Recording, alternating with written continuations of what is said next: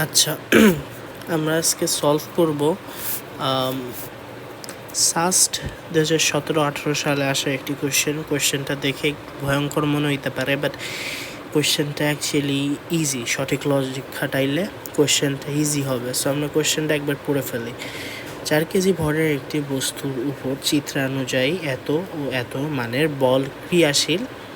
বস্তুটির ত্বরণ সর্বাংশে ধনাত্মক এক্স অক্ষ বরাবর 1 মিটার সেকেন্ড ইনভার্স 2 হতে হলে আর কত বল উপাংশ F of X F of Y অনুযায়ী প্রয়োগ করতে হবে। এখন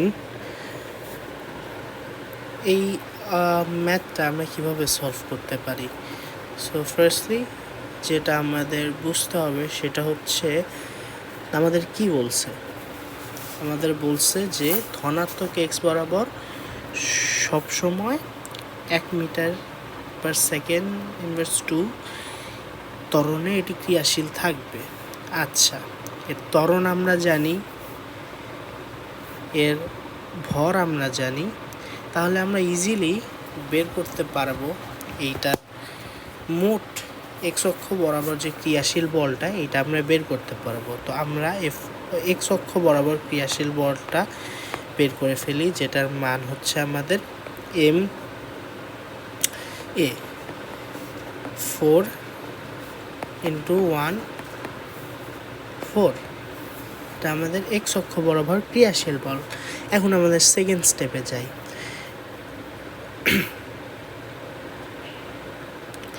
আচ্ছা,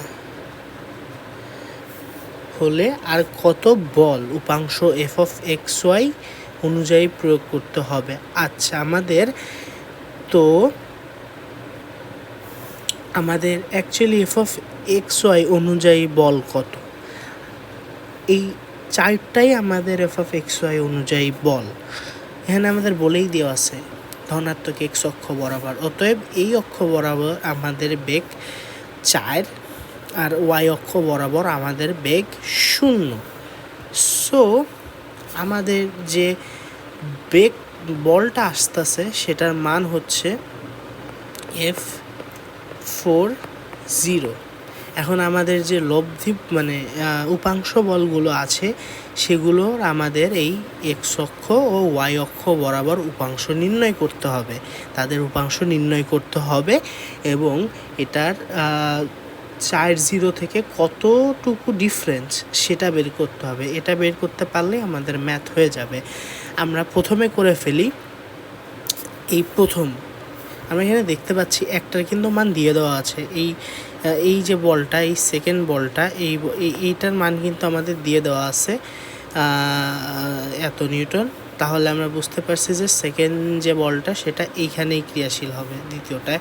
তো আমরা ফার্স্টলি সেটা করে ফেলি। সো এই দ্বিতীয় বলটার এক্স অক্ষ বরাবর লব্ধি আমাদের কত? এক্স অক্ষ বরাবর লব্ধি এই বলটার হচ্ছে 4√2 cos 45। আর এই প্রথম বলটার এক্স অক্ষ বরাবর উপাংশ কি? প্রথম বলটার এক্স অক্ষ বরাবর উপাংশ হচ্ছে 3√2 cos 180 মাইনাস 45। 180 মাইনাস 45 কেন? কারণ আমাদের এই অ্যাঙ্গেলটা দেওয়া আছে, এই অ্যাঙ্গেলটা এটা 45 ডিগ্রি, এটা ঋণাত্মক দিকে। তো 180 থেকে বাদ দিলে আমরা এই অ্যাঙ্গেলটা পাবো। এই অ্যাঙ্গেলটাই মূলত আমাদের এখানে প্রয়োজন। সো এটার মান আমাদের আসতেছে হচ্ছে, একটু ক্যালকুলেট যদি করি, 4,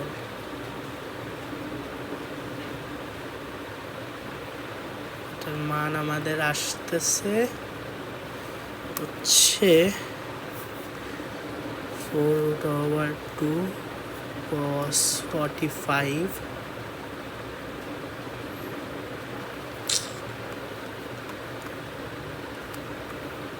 5 plus 3√2 cos 180 minus 45।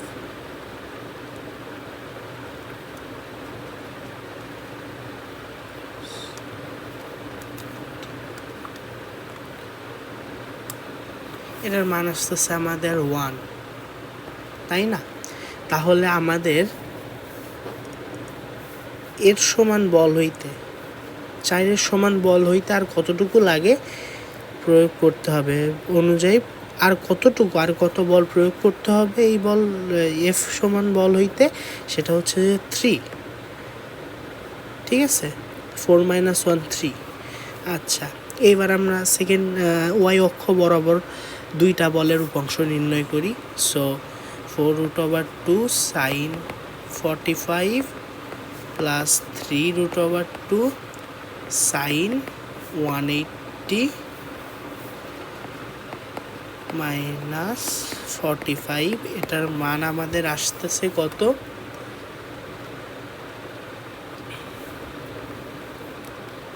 সাইন এটার মান আমাদের আসতেছে 7, বাট আমাদের এখানে মান ছিল 0 নিউটন, সো এটার সমান হইতে আমাদের লাগে -7। তাহলে আমাদের আর কত বল প্রয়োগ করতে হবে? 3 - 7 নিউটন বল। তো এটা কি আমাদের আছে? হ্যাঁ, গ নাম্বারে আছে, এটাই আমাদের অ্যান্সার। কোয়েশ্চেনটা একটু ঝামেলাযুক্ত ছিল, পরে একটু ঝামেলা মনে হইতে পারে, বাট অ্যাকচুয়ালি কোয়েশ্চেনটা অনেক ইজি সঠিক লজিক জানলে।